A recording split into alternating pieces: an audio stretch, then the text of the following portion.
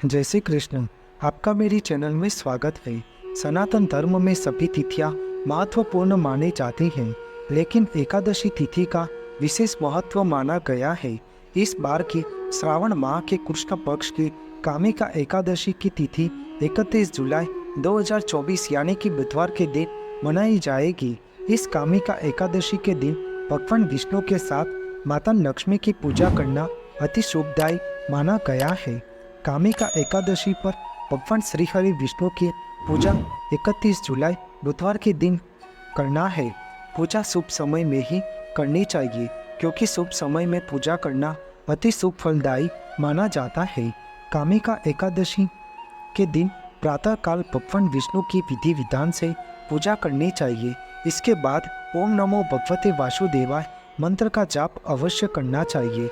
इस कामिका एकादशी के बारे में ब्रह्मा जी नारद जी से कहते हैं कि यह व्रत ब्रह्म हत्या तथा भ्रूण हत्या आदि पापों को नष्ट करने वाली इस कामिका एकादशी का व्रत मनुष्य को पूर्ण श्रद्धा और विश्वास के साथ करना चाहिए। कामिका एकादशी के व्रत का महात्म्य श्रद्धा पूर्वक सुनने और पढ़ने से वाला मनुष्य सभी पापों से मुक्त होकर वैकुंठ लोक में जाता है। कामिका एकादशी का यह व्रत भगवान श्री हरि विष्णु को समर्पित है। कामिका एकादशी के दिन भगवान श्री हरि विष्णु की पूजा और व्रत का पालन श्रद्धा और विश्वास के साथ किया जाता है।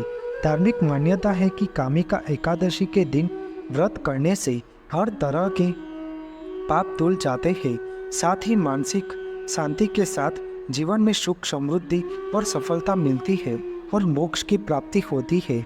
कथा का श्रवण करते समय हाथ में अक्षत के दाने अवश्य रखने चाहिए। इस कामिका एकादशी की महात्म्य कथा इस प्रकार है कि पौराणिक कथा के अनुसार कालांतर में किसी गांव में एक बेहद बलशाली क्षत्रिय रहता था। उसे अपने बल पर बहुत गर्व और अहंकार का भाव था। हालांकि वह धर्म परायण भी था। वह हर रोज जगत के पालनहार भगवान श्री हरि विष्णु के पूजा अर्चना करता था। एक दिन वह किसी विशेष कार्य हेतु कहीं जा रहा था। तब अचानक मार्ग में उसकी लड़ाई एक ब्राह्मण से हो गई।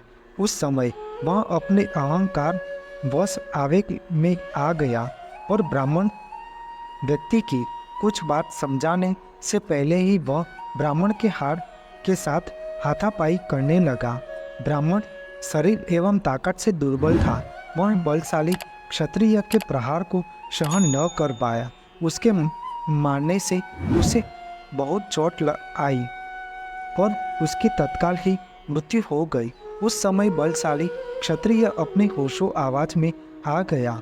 उसे अपने किए पर पछतावा हुआ और वह प्रायश्चित करने लगा। उसे अपनी गलती का एहसास हुआ कि उसने अपने बल के दम पर निर्बल ब्राह्मण की हत्या कर दी। अपने अहंकार वश आवेग में आकर ब्राह्मण व्यक्ति की हत्या करने से वह बेहद दुखी था। यह सूचना पूरे गांव में आग की तरह फैल गई कि क्षत्रिय ने एक दुर्बल ब्राह्मण की हत्या कर दी। तब क्षत्रिय व्यक्ति ने गांव वालों से क्षमा याचना की, साथ ही ब्राह्मण का अंतिम संस्कार विधि विधान से करने का वचन दिया। लेकिन पंडितों ने अंतिम क्रिया में शामिल होने से इनकार कर दिया। उस समय क्षत्रिय ने क्षमा याचना कर फल जानना चाहा। तब पंडितों ने कहा कि ब्रह्म हत्या दोष का प्रायश्चित करने के पश्चात ही हम लोग आपके घर पर भोजन ग्रहण करेंगे। यह सुन क्षत्रिय ने ब्रह्म हत्या दोष प्रायश्चित करने का उपाय पूछा।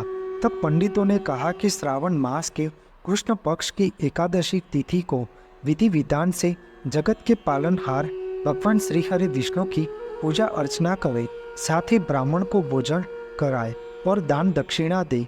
ऐसा करने से आप ब्रह्म हत्या दोष से मुक्त हो जाएंगे। कालांतर में क्षत्रिय ने ब्राह्मण व्यक्ति का विधि विधान से दाह संस्कार किया। ब्राह्मणों के नियम अनुसार श्रावण माह की कृष्ण पक्ष की कामिका एकादशी के दिन क्षत्रिय ने पूरे विधि विधान से भगवान श्री हरि विष्णु की पूजा अर्चना की और कामिका एकादशी का व्रत किया, ब्राह्मण को भोजन करवाया और दान दक्षिणा दिया। क्षत्रिय ने पूरी श्रद्धा और विश्वास के साथ कामिका एकादशी का व्रत किया था।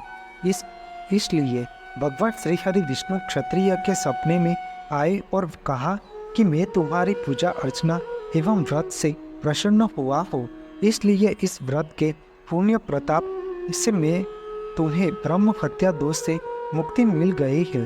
इस कारण कालांतर से कामिका एकादशी का व्रत किया जाता है। इसलिए कामिका एकादशी व्रत के प्रभाव से ब्रह्म हत्या जैसा सभी पाप नष्ट हो जाते हैं और अंत में मोक्ष की प्राप्ति होती है। एकादशी व्रतधारी को नियम अनुसार दिन में सोना नहीं चाहिए। यह एकादशी तिथि बेहद पुण्यदायी होती है।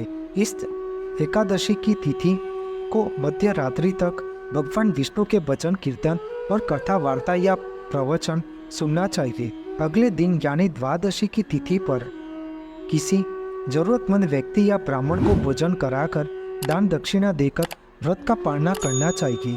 तभी कामिका एकादशी का व्रत सुफल मिलता है और जीव का कल्याण होता है। भगवान श्री हरि विष्णु हमारी सब मनोकामना पूर्ण करते हैं और उनकी कृपा भक्तगण पर सदैव बनी रहती है। बोलो श्री हरि भगवान विष्णु जी की जय। आपको मेरी यह माहिती अच्छी लगी हो तो मेरी चैनल को लाइक शेयर कमेंट सब्सक्राइब करें और बेल आइकन को दबाना ना भूलें। जय स्वामी नारायण।